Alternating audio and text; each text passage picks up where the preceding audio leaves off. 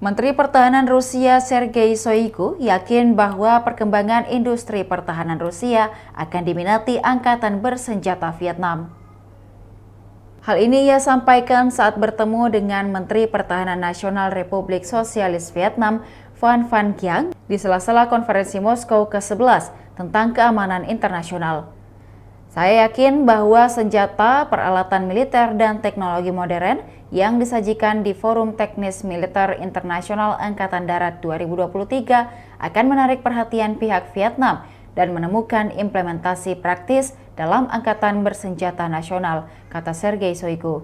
Vietnam telah dan tetap menjadi sekutu yang dapat diandalkan Rusia, mitra utama di kawasan Asia Pasifik, interaksi yang bersifat strategis dan komprehensif. Tanpa ragu, kerjasama multifaset Rusia-Vietnam memenuhi kepentingan fundamental negara kita. Ini telah berulang kali dicatat selama negosiasi di tingkat tertinggi, ungkap Sergei. Pertemuan hari itu menurut Sergei Shoigu merupakan kesempatan yang sangat baik untuk bertukar pandangan tentang isu-isu topikal dalam agenda saat ini. Hal ini akan memberikan dorongan baru bagi pengembangan kerjasama bilateral di bidang pertahanan. Dia berterima kasih kepada rekannya atas partisipasi pribadinya dalam acara yang diselenggarakan oleh Kementerian Pertahanan Rusia itu.